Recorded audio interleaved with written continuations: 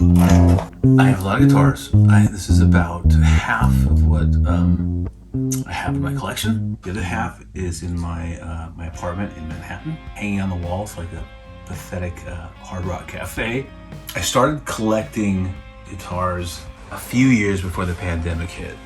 And then when the pandemic hit, I was searching for something that could bring me joy beyond the sort of day-to-day.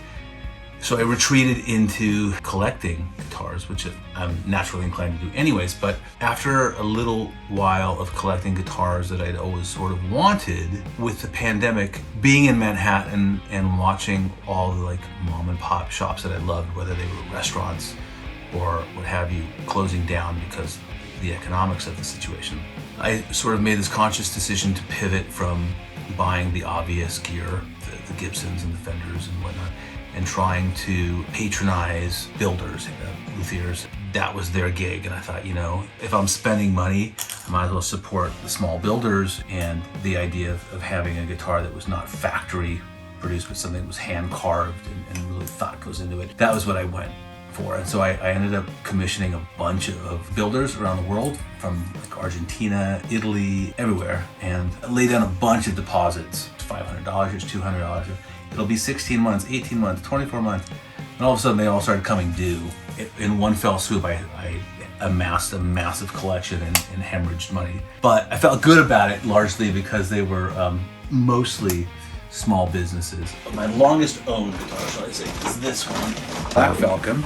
It's a little bit worn. When I first got it, it was like a showroom piece. It was beautiful. The gold hardware was just right off like a Cadillac. This thing is toured quite extensively in another band of mine that I was in, and I discovered the beauty of playing a hollow body through a Marshall stack. Not really able to harness the feedback, but once you get the hang of the hands come off, the feedback starts, and that playing with that is like becomes an instrument as well. So I was not only able to just do the guitar thing, but also like let the thing come alive with feedback, and that became part of my sound. And I was only playing hollow bodies through half stacks up until Sugartooth got back together. But anyways, this is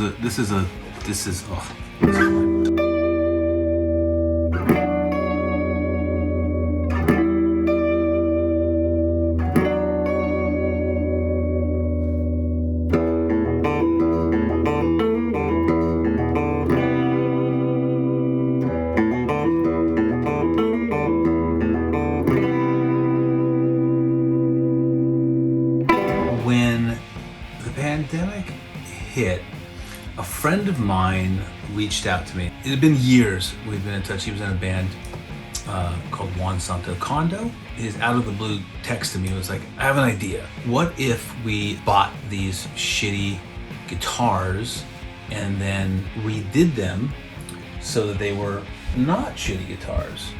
And I'm the one that took the bait. He didn't. Oh, here it is. So it was a Hondo with a different neck, but it had this body, and you know, depending on the light, it's very disco-y. And he was supposed to do was checkerboard, like Rick Nielsen. And so I bought mine. He didn't buy his. I had the neck put on by a guy in Brooklyn, Protocaster. Josh did this. He had this headstock. I mean, this neck with this headstock, which was the goal. And I had him put on, instead of my Gibson, of course I had my son's name is Bix, so we put on Bixon. This was the beginning of the end for me, because I had a real appreciation for cheap and making it your own, and that was the beginning of the end. So this unfortunately doesn't play that well. It doesn't stay in, this thing does not stay in tune.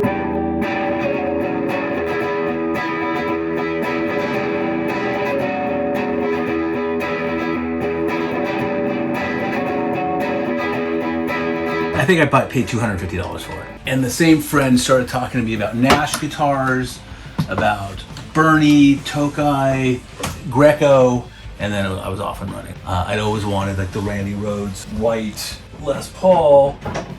So then there's the Greco I went down the rabbit hole on Les Pauls and then the Ace Frehley guitars and then the Peter Frampton guitars and then the yeah, just.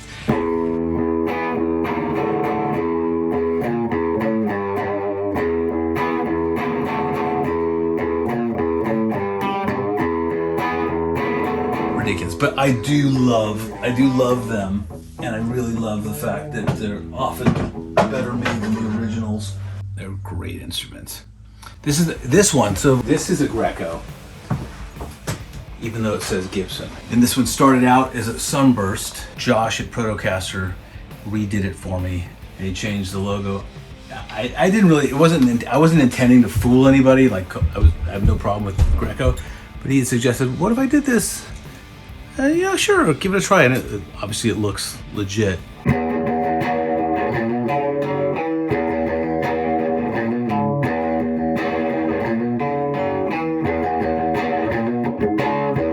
But this is absolutely a Greco. It's cool. But then I realized that I don't have the Sunburst anymore. So then I had to buy the Sunburst. I don't know the John Sykes one. Oh, maybe I do.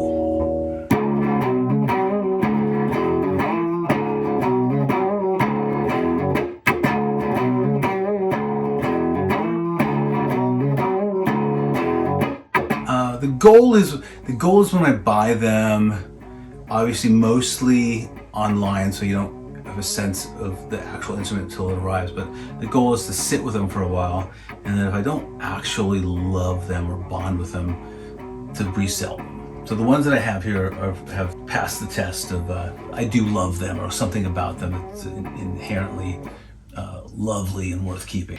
This Flying V, which was totally randomly gifted to me by one of my bestest friends. He knew I was in the market for one, and I think it was in Nashville. So he bought this for me, and then it began my love affair of V's.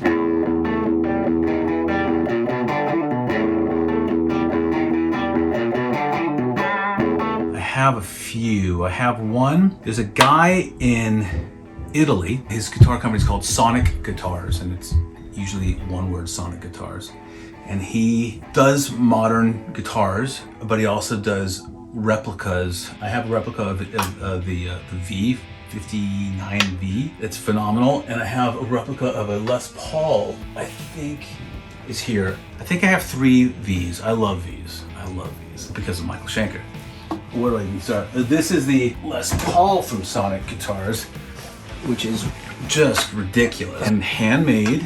When I commission these people, like they build them, of course, and they take pictures along the way and they show you the different stages of the guitar, so you really feel like you're really part of the process, or at least, and then when you get the guitar, you have a deep appreciation of like, it was a slab of wood, and I saw it as a slab of wood, and I saw it in all of its incarnations, and so, I don't know, it just, it means so much more to me than just going to the Guitar Center and just picking something off the rack. This one was not really intended to fool anyone either, but it kind of does unless I tell somebody what it is.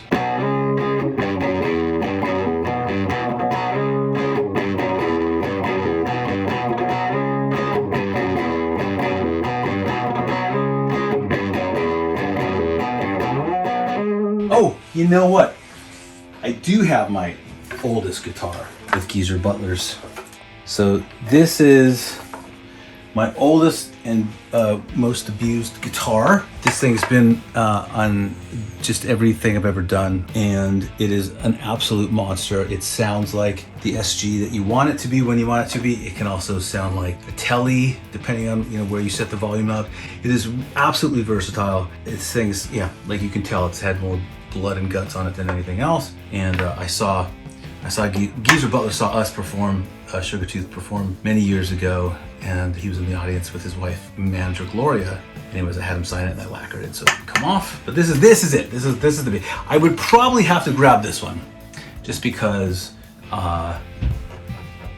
Just because it's almost as old as I am, and it's been with me the entire run. So yeah.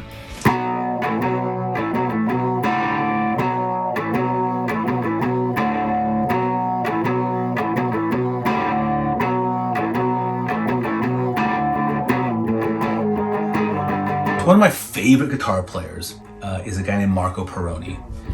He was in Adam and the Ants, was in Adam Ant when it became solo, and he's become like a friend of mine over the years and kind of a mentor when I started getting into pedals and stuff. So he also collects guitars, and he loves Slade, and he has these really bonker guitars. And so I started going down the rabbit hole. Oh, why does he own this? And Slade, and who built that? And it turns out that it was this company called John Birch. John Birch was a company from Birmingham, a guitar builder in Birmingham in the 70s, and he built all these guitars during the glam era. So really wacko guitars, but he did SGs and he did classic models as well. And his master builder was a guy named John Diggins. JD branched off and started his own company called JD Guitars, which is this. So John Birch and JD built guitars for Tony Iommi, Geezer Butler, and so the old boy, Iommi's guitar, the old boy is a John Diggins JD guitar. That's what this is, and obviously you gotta have the Tony Iommi crosses. But they also built an SG for Angus Young when they did Donington. In the interest of always wanting to have something slightly different than everybody else, I thought I would have a unique build. So I had them build because Angus Young and Iommi were certainly two of the most influential players for me as growing up. So I had them build this. So I have obviously the Iommi crosses with one lightning bolt for Angus on the 12th fret. Super simple, one pickup. It still has the the wrapping, the plastic on the bridge, under the bridge. And I'm probably up here. It is an original, is a custom JD pickup. And it's very hot, very loud. It's the same thing that Iommi plays. It looks insane and it's really amazing. I waited 2 years for this thing to get built. One day I got this plastic off.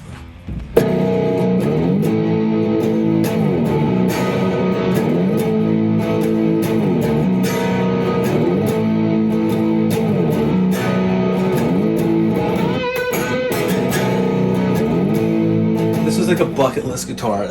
In my head, I wanted the Jimmy Page, right? But there's just no way on earth that I was going to or would ever pay 7-10 grand for a new. It's just so niche. When I was a kid, I saw an Ibanez in a pawn shop, a double neck like this, and I didn't get it because Ibanez wasn't cool for me at the time. And now, being a different mindset, I thought, oh my god. So I started looking at Ibanez, and they're not so cheap either. But because this is a bolt-on, it became all of a sudden very reasonably priced. And knowing that it was a niche guitar that I would rarely ever play, but I got it. And it was a gamble because you never know with the bolted necks how good it was going to be. But it turned out to be quite a good guitar. I'm not trying to really impress anybody with it. It just is what it is, but it is fun, and I do love looking at it. In my fantasy world of being Jimmy Page, I will bust this out. I don't even know how I would be like toggling.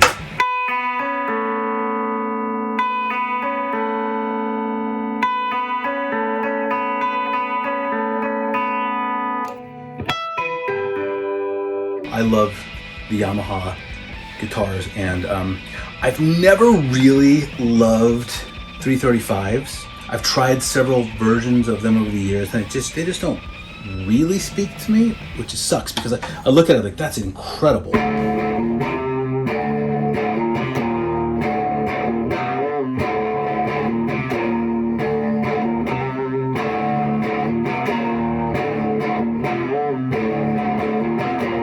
This one is my favorite that I've owned, and it's so, I don't say cheap, it's so affordable. I mean, it was like $1,500 or something. It scratches the itch of having a 335, but better. It's just cool. It is cool. I always wanted the Veritone switch, which would made it like a 345 or 355 probably.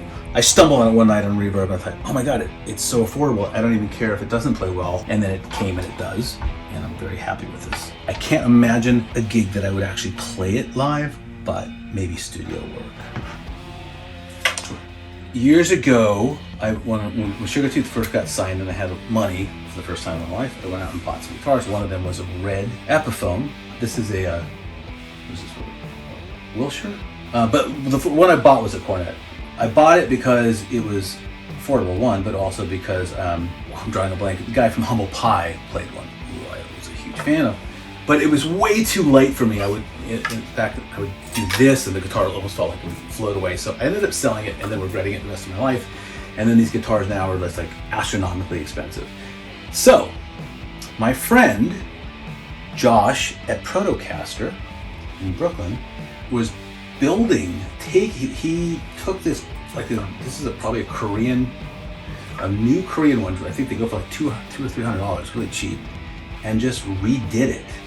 And original paint job, an original pick guard setup, you know, different pickup casing and relic. And so this is a brand new $250 Epiphone, and it's awesome.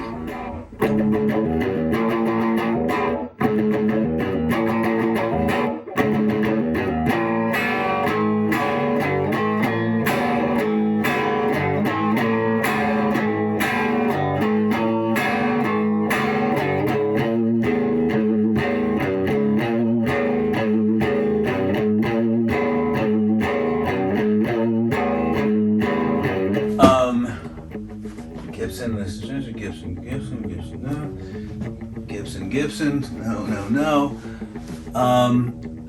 Then I've got that. Oh yeah, here I think is the last of the Gibsons that are at this place.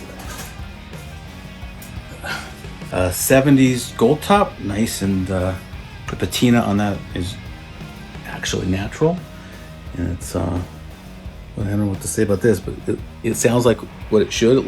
It sounds like the way it looks, and it plays really well. And you might want to strum on it. I don't know, maybe I should video you.